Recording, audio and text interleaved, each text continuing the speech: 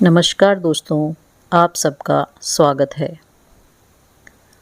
आज की कहानी एक माँ की दर्द और पीड़ा का बयान करती है, जिसकी बेटी का रेप के बाद दर्दनाक मौत हो जाती है।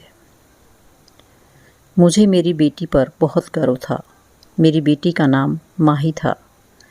मेरी बेटी मेरे घर की खुशी थी, लक्ष्मी थी और बहुत ही ज़्यादा खूबसूरत भी थी।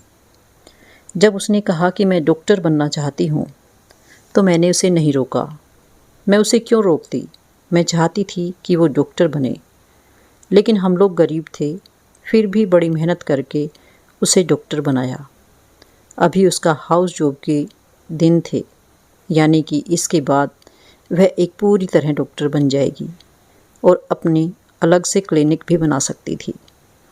लेकिन अभी वह नए डॉक्टरों की सूची में थी, इसलिए नए डॉक्टरों को ज़्यादा मेहनत का काम दिया जाता है, जैसे कि नाइट ड्यूटी वगैरह। सब जानते हैं कि रात को जागना बड़ा मुश्किल काम है। जब उसने मुझे बताया कि उसकी नाइट ड्यूटी रहेगी, तो मैं बड़ी परेशान हो गई। मैंने कहा कि जब तक तू घर नहीं आएगी, मैं परेशान रहूँगी। माही मेरी इकलौती बेटी थी। मेरे 2 बेटे भी हैं, लेकिन जो प्यार मुझे बेटी से था, वह बेटों से नहीं था। उसके पापा भी उसे बहुत प्यार करते थे। घर में उसकी एक बुआ भी रहती थी, वह भी उसे बहुत चाहती थी। मुझे उसकी बहुत चिंता रहती थी।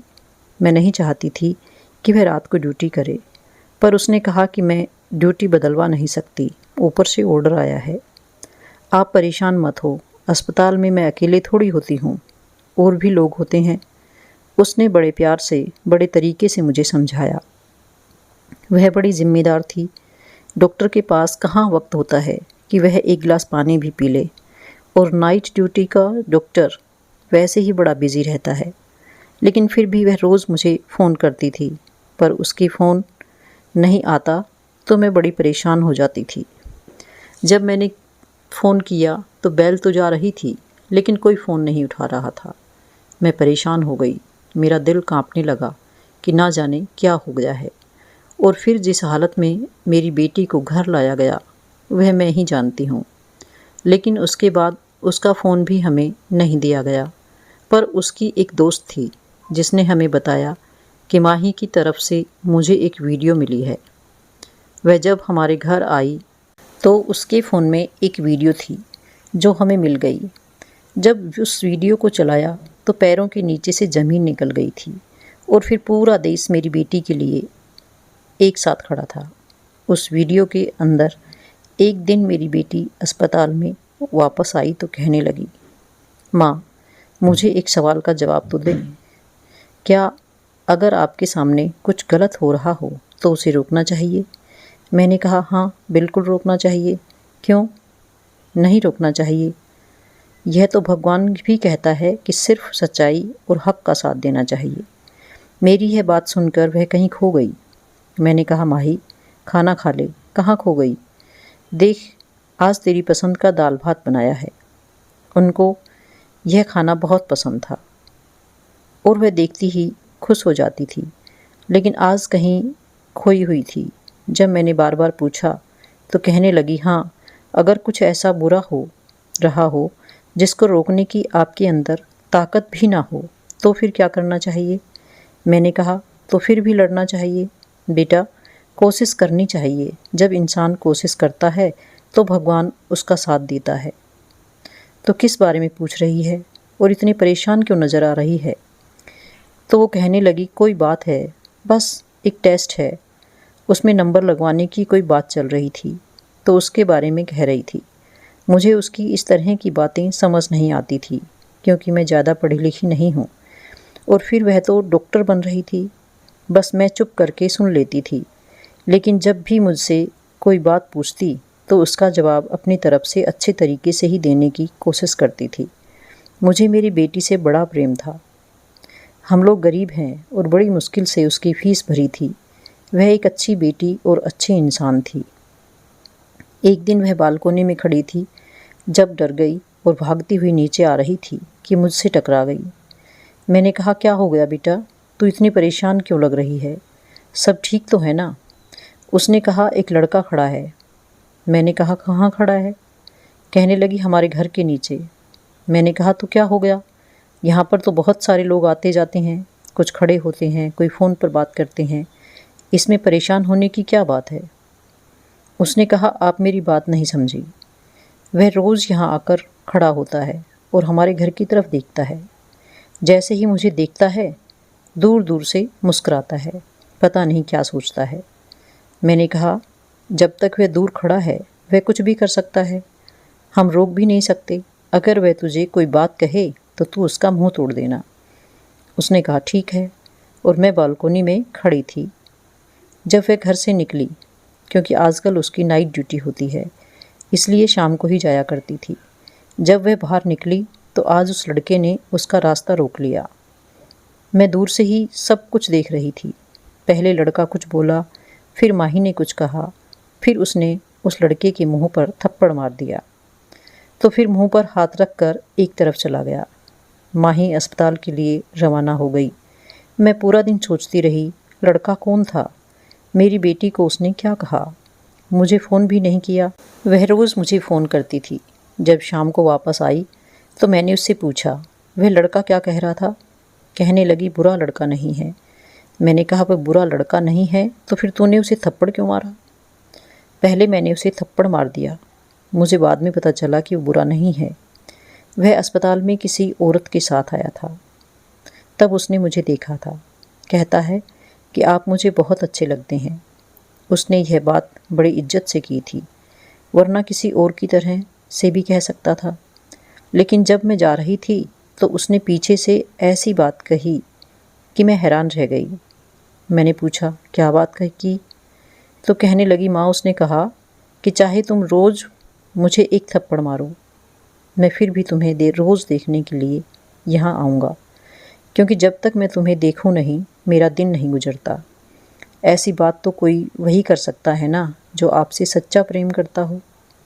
मैंने कहा तू भी कितनी मासूम है, तूने एक पल में यह अंदाज़ा कैसे लगा लिया कि वह सच्चा प्रेम करता है। जो मर्द होते हैं ना, इनको पता होता है कि लड़कियां उनकी बातों से खुश होती हैं, उनको बड़ी बड़ी बातें करनी आती हैं। अगर इतना ही दम है उसमें तो उसको कह दे कि मेरे घर रिश्ता भेज दे। मैंने कहा कि यह बात बिल्कुल ठीक रहेगी, पर माही कहने लगी कि ऐसे कैसे कोई भी रिश्ता भेज दे, और अगर उसने रिश्ता भेज दिया तो क्या आप मान जाओगी? मैंने उसे समझाया कि हाँ मैं मान जाऊंगी, लेकिन अगर वह इस काबिल हुआ। हम तुझे डॉक्टर बना रहे हैं, तेरी शादी किसी आम आदमी से थोड़ी कर देंगे। अब माही रोज़ वहाँ से गुजरती थी और वह पहले से ही वहाँ खड़ा होता था। उसे कुछ कहता नहीं था, कुछ बोलता नहीं था, लेकिन वह दोनों एक दूसरे को देखते। माही के अंदर मुझे कुछ तब्दीली नज़र आने लगी। मुझे ऐसा लगा था कि जैसे ही वह भी इस लड़के को पसंद करने लगी हो, क्योंकि जब वह वहाँ से गुजरती तो उसके चेहरे पर मुस्कान होती थी, और आजकल मैं काफ़ी तैयार होकर जाती थी। वह जिस अस्पताल में काम करती थी पहले वहाँ पर पढ़ाई करती थी, इसलिए कभी तैयार होकर नहीं गई। कहती थी कि स्टूडेंट को मेकअप करने की इजाज़त नहीं है, और उसके बाद उसकी आदत बन गई, क्योंकि वहाँ पर ऐसा कोई नहीं था जो उसको जानता नहीं था। तुम्हें उसके सामने अच्छा दिखना चाहती थी, लेकिन जिसके सामने अच्छा लगना चाहती थी वह घर के सामने ही खड़ा होता था, इसलिए घर से तैयार होकर जाती थी। उस लड़के के बारे में मैंने थोड़ा सा पता करवाया था, क्योंकि हमारे घर के सामने खड़ा होता था तो इतना तो पता होना चाहिए। मैंने अपने छोटे बेटे से पता करवाया था। उसने कहा था कि इसका नाम रोहन है और यह सामने वाले घर में रहता है। सामने वाले लोग तो बहुत अच्छे थे, पूरे मोहल्ले वाले उनको जानते थे और कहते थे कि अच्छे लोग हैं।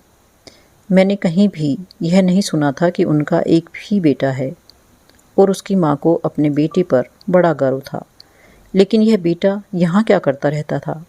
मेरे छोटे बेटे ने शायद गलती की हो, किसी और के बारे में पता करके आ गया हो। एक दिन बहुत बारिश हो रही थी। माही अपने कमरे की बालकोनी में खड़ी थी और सामने ही वह लड़का खड़ा था, और बारिश में भी गीला हो रहा था।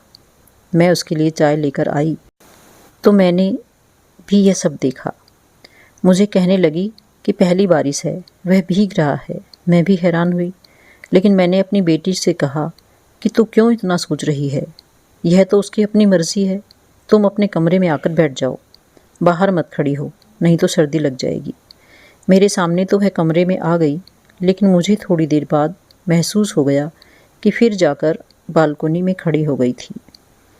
किसी से प्रेम करना कोई बुरी बात नहीं है, लेकिन कभी कभी आप सही फैसला नहीं कर सकते और आपके जीवन में गलत आदमी आ जाता है, तो फिर आपकी सारी ज़िंदगी खराब हो जाती है।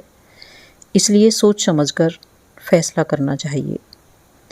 हमारे परिवार और जानने वाले ऐसे बहुत लोग थे जो माही से शादी करना चाहते थे। कुछ लोग तो ऐसे थे जो पहले हमारे घर आना भी पसंद नहीं करते थे, लेकिन अब जब से उनको पता चला कि माही डॉक्टर बन गई है, तो वे करीब आने की कोशिश कर रहे थे। हमारे छोटे से शहर में डॉक्टर बनना आसान बात नहीं थी। हमारे पास तो वैसे भी इतने पैसे नहीं थे, इसलिए थोड़ा फ़ायदा भी हुआ क्योंकि माही को स्कॉलरशिप मिली थी, वरना सारी फीस अपने पास से देना हमारे बस की बात नहीं थी। फिर अभी भी हमारे ऊपर बहुत कर्ज थे, क्योंकि फ़ीस तो हम दे देते थे, लेकिन फिर घर को चलाना मुश्किल हो जाता था और उसके लिए कर्ज लेने पड़ते थे। ऐसे भी माही हम सब के लिए वह हमारा भविष्य थी, क्योंकि वह डॉक्टर बनकर हम सब की किस्मत बदलने वाली थी। उसके भाई छोटे थे, उसे ही अपने भाइयों के लिए कुछ करना था। भाई उसके लिए कुछ नहीं कर सकते थे, इसलिए मैं अपनी बेटी को बहुत संभाल कर रखती थी।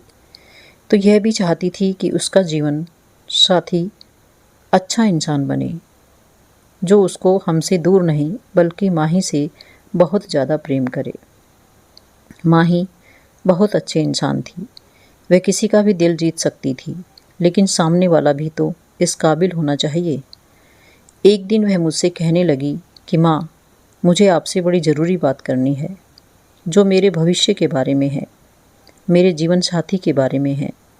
मैंने कहा कि हाँ बोल, तुझे क्या बात करनी है, और मुझे समझ आ रहा था कि क्या कहने वाली थी। लगता है रोहन ने उसके दिल में जगह बना ली थी और यह कहने वाली थी कि रोहन के घर वाले रिश्ता लेकर आएंगे तो आप बात कर लेना। लेकिन बताने से पहले उसने मुझे कहा कि माँ, मेरे दिल में हमेशा जो जगह आपकी और पापा की और भाइयों की है, वह किसी की भी नहीं है, और मैंने जो बात करनी है वो यह है। वह जैसे ही बोलने लगी, उसके अस्पताल से फ़ोन आ गया। जैसे ही उसके अस्पताल से फ़ोन आता है, वह सब कुछ छोड़ पहले कॉल सुनती है। कहती थी कि हो सकता है कोई इंसान तकलीफ़ में हो, इसलिए मुझे बुला रहे हों, मुझे देरी नहीं करनी चाहिए। यह बात ठीक है, अस्पताल से कॉल थी। वैसे तो उसकी नाइट ड्यूटी थी, लेकिन वह डे ड्यूटी के लिए बुला रहे थे। शायद कोई डॉक्टर छुट्टी पर चली गई थी। मैंने कहा कि तू डे नाइट ड्यूटी एक साथ करेगी, थक नहीं जाएगी? तो वह कहने लगी कि एक दिन की ही तो बात है, नहीं थकूंगी, वापस आकर सो जाऊंगी। आप मेरी पसंद का खाना बना कर रखना, मैं कल सुबह पहले वापस आ जाऊंगी। मैंने उससे कहा कि ठीक है, अपना मोबाइल वगैरह साथ ले लो और फ़ोन को चार्ज कर लेना और अच्छे से खाना भी खा लेना। तेरे अस्पताल में खाना तो मिलता है ना? तो कहने लगी कि हाँ मिलता है। वह घर से जा रही थी तो पता नहीं क्यों मुझे अजीब सा लग रहा था। मैंने उसे पुकारना चाहा, लेकिन नहीं पुकारा, क्योंकि कहते हैं कि जब कोई जा रहा हो तो उसके पीछे से नहीं बुलाते।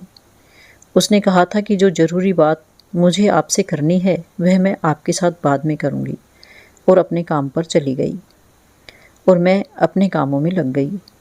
उसने मुझे दोपहर में एक दफ़ा फ़ोन भी किया और बताया कि सब कुछ ठीक है। फिर उसने मुझे शाम को भी फ़ोन किया और कहा कि बस आज थोड़ा ज़्यादा काम है, लेकिन मैंने खाना खा लिया था। आपने खाना खाया तो है ना? मैंने उसको बताया कि हाँ खाना खा लिया है, मैं सोने लगी हूँ। मैं जल्दी सो जाती थी क्योंकि मुझे सुबह जल्दी उठना होता था। उसने कहा कि आप सुकून से सो जाओ, वहाँ सुबह मिलते हैं। मैंने कहा कि ठीक है, और मैं सो गई। और मुझे क्या पता था कि इस रात के बाद मुझे कभी सुकून की नींद नहीं आएगी। माही सुबह 9 बजे तक वापस आ जाती थी, क्योंकि उसकी शिफ्ट 8 बजे ख़त्म होती थी और अस्पताल से यहाँ आते हुए उसे 1 घंटा लग जाता था। जब मैं उठी तो सुबह के 9:30 हो रहे थे। मुझे लगा कि वह अपने कमरे में आकर सो गई होगी, लेकिन उसे बिना कुछ खिलाए मैं सोने नहीं देती थी, क्योंकि फिर मैं शाम तक सोती थी। मैंने उससे कहा था कि आप ही मुझे जगा देना, मैं खाना निकाल कर दे दूँगी। लगता है वह बहुत थकी हुई थी। मैंने प्लेट में खाना निकाला, उसको गर्म किया और अपनी बेटी माही को कमरे की तरफ चल पड़ी। लेकिन अंदर गई, लाइट ऑन की तो हैरान रह गई। वह तो यहाँ पर थी ही नहीं और कमरा तो बिल्कुल साफ़ सुथरा था। मैं समझ गई कि लगता है उसे आने में देर हो गई है। मैं बाहर गई तो आज वह लड़का भी नहीं खड़ा था। मैं हैरान हुई, क्या आज वह पीछे क्यों नहीं है? इस समय खड़ा होता है, क्योंकि उसको भी पता होता है कि माही वापस आती होगी। आज क्यों नहीं खड़ा? बीमार तो नहीं हो गया? मैं तो माँ हूँ। मानो दिमाग में तो ऐसे ही बातें आती है कि माही को कुछ हो तो नहीं गया। मुझे पूरा यकीन था कि माही उसी के बारे में बात करने वाली थी और मैं अभी से ही सोच रही थी कि वे लोग रिश्ता लेकर आए तो क्या मुझे रिश्ता कर देना चाहिए या नहीं। 2 घंटे गुजर गए, माही नहीं आई तो मैंने उसका फ़ोन मिलाया। घंटी जाने लगी और मैं इंतज़ार करने लगी कि कब फ़ोन कनेक्ट हो और मैं उससे बात करूँगी, लेकिन फ़ोन नहीं उठा रही थी। मुझे लगा शायद व्यस्त होगी और मैं ये सोच रही थी कि अस्पताल में कितने बुरे हालात होंगे। डबल शिफ्ट करवाते हैं और जब शिफ्ट का समय ख़त्म हो जाता है तब भी उसे वापस नहीं भेजते। कम से कम अब तो उसे वापस भेज देना चाहिए। वह मुझे इस अस्पताल के बारे में बताती रहती थी। वह कहती थी यहाँ कुछ भी ठीक नहीं है। हर कोई अपना काम बेईमानी से करता है। कोई भी काम अच्छे तरीके से नहीं करता, चाहे वह सफाई वाला हो या कोई डॉक्टर। सबको पैसों की पड़ी है और कोई ना कोई अपने काम में ढील कर ही देता है। मैं उसे कहती थी कि तुम अपना काम अच्छे से किया करो, बाकी सबको भगवान पर छोड़ दो। अब सबको अपना मुंह भगवान को दिखाना है और तुम्हें अपना। पर वह कहती थी कि हाँ, लेकिन उनकी वजह से मेरे काम पर भी असर पड़ता है। मैंने फिर से फ़ोन किया। घंटी जा रही थी लेकिन फ़ोन नहीं उठा रही थी और आज तक ऐसा नहीं हुआ था। तब मैंने उसकी दोस्त का नंबर मिलाया, वह भी फ़ोन नहीं उठा रही थी। मैं हैरान थी। अब इसके अलावा मेरे पास और कोई नंबर नहीं था। मैं किसको फ़ोन करती? फिर उसकी दोस्त ने फ़ोन उठाया। मैंने कहा, बेटा माही कहाँ है? वह फ़ोन नहीं उठा रही है। तो उसने कहा कि हम भी उसे ही तलाश कर रहे हैं। यह बात सुनकर मैं हैरान रह गई। क्या मतलब तलाश कर रहे हो? क्यों? क्या वह गायब हो गई है? मुझे लगा कि लड़की मजाक कर रही है, लेकिन उसे ऐसा मजाक नहीं करना चाहिए था। उसने कहा, मैं आपको थोड़ी देर बाद फ़ोन करती हूँ। असल में माही कहीं मिल नहीं रही थी। मुझे लगा कि अस्पताल बहुत बड़ा है, शायद वह कहीं व्यस्त होगी, मिल जाएगी। आप परेशान नहीं हो? मैंने कहा, अच्छा अस्पताल तो बहुत बड़ा है। एक दिन में आप पूरा अस्पताल भी नहीं देख सकते थे, क्योंकि साथ में कॉलेज भी था। मैंने उससे कहा, मैं थोड़ी देर बाद फ़ोन करती हूँ। वह बोली, ठीक है आंटी। मुझे उसकी आवाज़ से परेशानी महसूस हुई। पता नहीं बात क्या थी। मैंने थोड़ी देर के बाद फिर फ़ोन किया और कहा, माही से बात करवा दो। तो उसने कहा, आंटी बात ऐसी है कि वह मुझे अभी तक नहीं मिली है। और अभी तक वह यह बात कह रही थी कि अचानक उसके मुंह से निकल गई, हाय क्या हो गया? उसने मुझे कहा, आप जल्दी यहाँ आ जाएं। यह सुनकर मैं हैरान रह गई। मैंने कहा, पर हुआ क्या है? मुझे बताओ तो सही, सब ठीक तो है? मेरा तो दिल बैठा जा रहा था। उसने कहा, माही मिल गई है। मैंने कहा, अच्छा मिल गई है? कैसी है वह? ज़रा मेरी बात करवा दो तो। कहने लगी, बात नहीं करवा सकती, बस आप अस्पताल पहुंच जाए। जब मैंने पूछा, क्योंकि मुझे ठीक से समझ नहीं आया था, तो फिर रोते हुए कहने लगी, बस आप आ जाइए आंटी। मैं जब भी सोच रही थी कि अगर यह लड़की मजाक कर रही है तो मैं उसे कभी माफ़ नहीं करूँगी।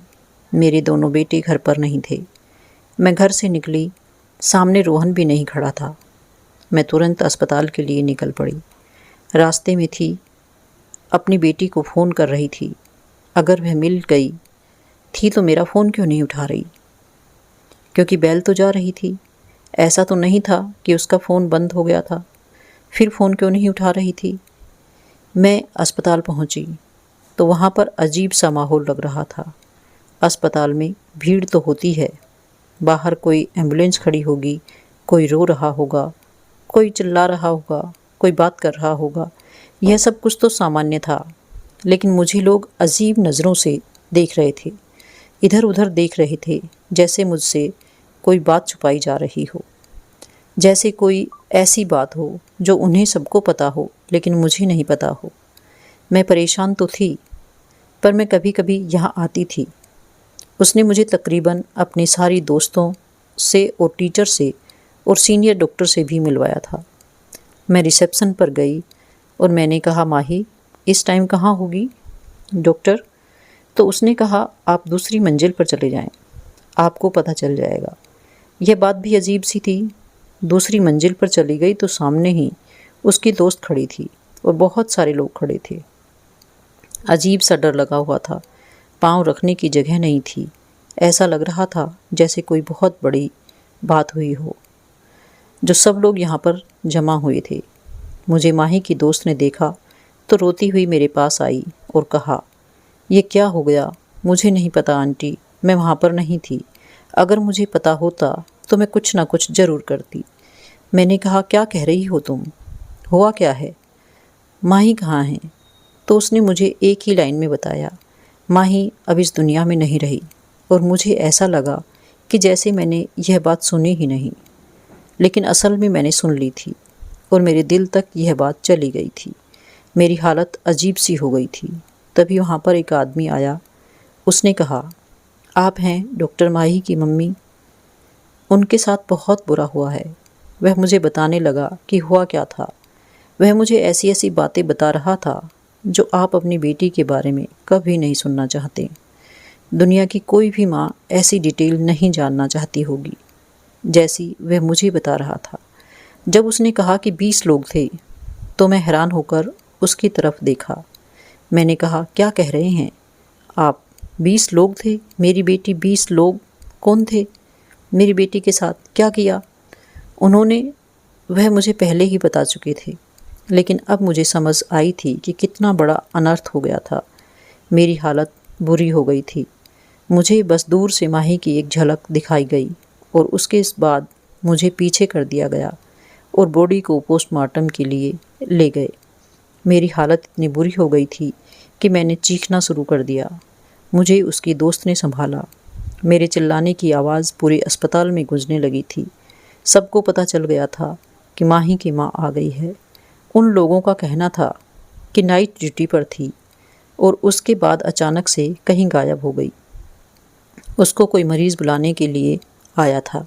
फिर हम लोग सुबह से उसे ढूंढ रहे हैं, तलाश करते हुए हमें नहीं मिली और फिर एक अंधेरे कमरे में वह हमें ऐसी हालत में मिली। हमें लगता है कि उसके साथ यह सब कुछ करने वाले 20 लोग थे, लेकिन वह कौन थे, कहाँ से आए थे, यह किसी को नहीं पता और अब वह इस दुनिया में नहीं है। लगता है उसने खुदकुशी कर ली है। अस्पताल वालों ने हमें बहुत तंग किया, बहुत जलील किया। हमें बॉडी नहीं दे रहे थे। कह रहे थे, आपकी बेटी ने लगता है अपने किसी दोस्त को बुलाया था और मामला ख़राब हो गया। तभी कह रहे थे कि एक दोस्त नहीं था, 4-5 लोग थे, यानी कि बॉयफ्रेंड थे। तभी कोई बात करते और जो बॉडी को हालत थी हम ही जानते थे। लेकिन अब हमारे पास कोई सबूत नहीं था। सारा देश हमारी बेटी के लिए खड़ा था।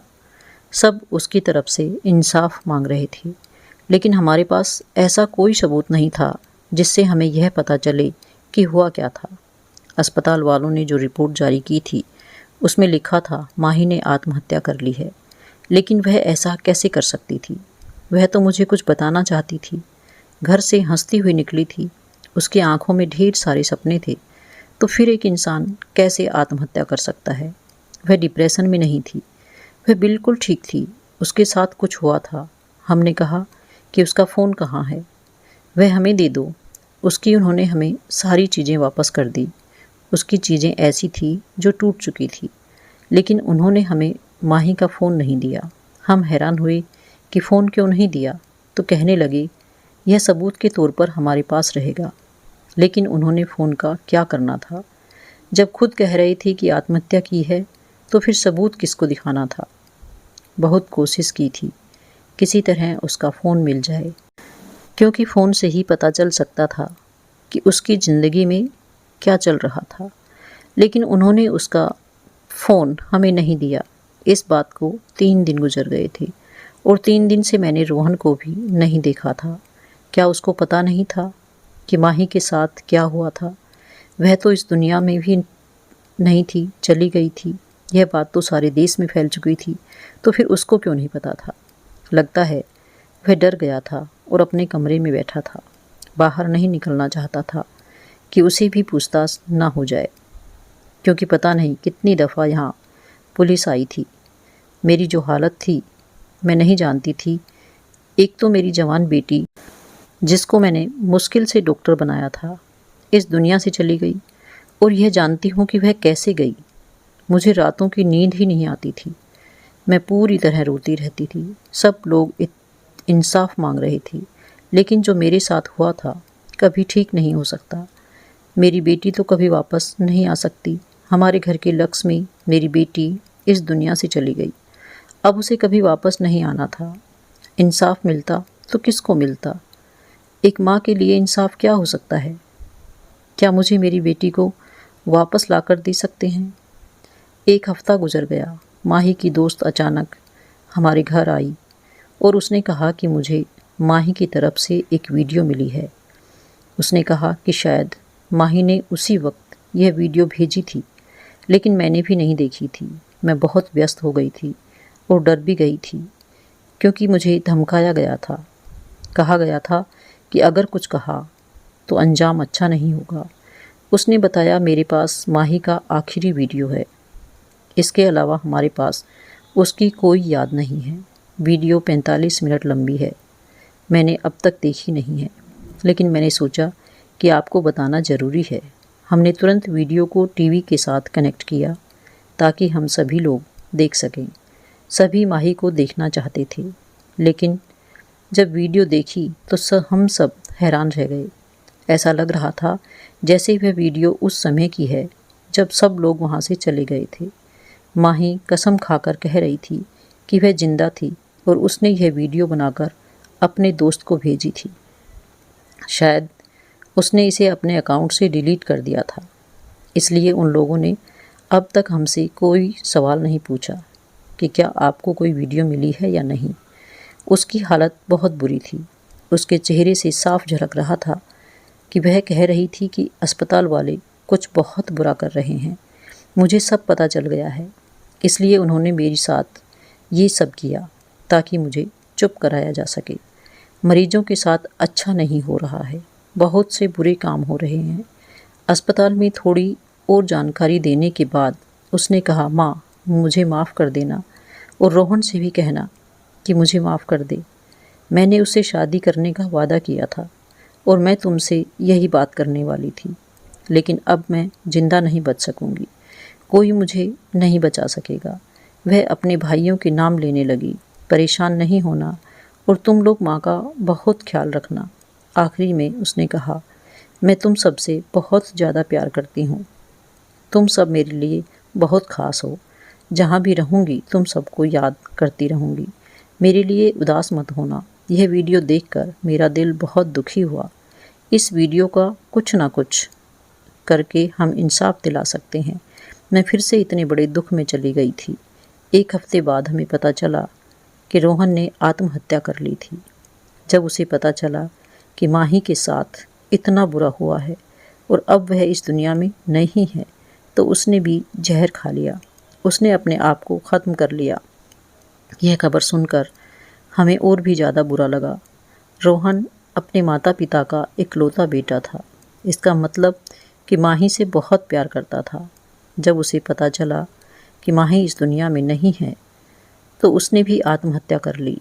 बस अब इस बात को महीनों हो गए हैं लेकिन असली मुजरिम तक कोई भी नहीं पहुंच पाया है। सब लोग अपनी अपनी बातें कर रहे हैं, अपनी अपनी कहानियाँ सुना रहे हैं। मेरे पास बहुत से लोग आए हैं, मुझे तसल्ली दी है, कहा है कि सब ठीक हो जाएगा, लेकिन कुछ भी ठीक नहीं हो रहा है। आप लोग ही बताएं कि अब क्या करें।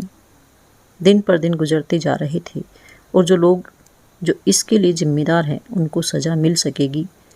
क्या लगता है आपको कि माही को इंसाफ मिल जाएगा? दोस्तों, वीडियो कैसा लगा कमेंट करके ज़रूर बताएं और अगर आप मेरे चैनल पर नए हैं तो इसे सब्सक्राइब करना ना भूलें।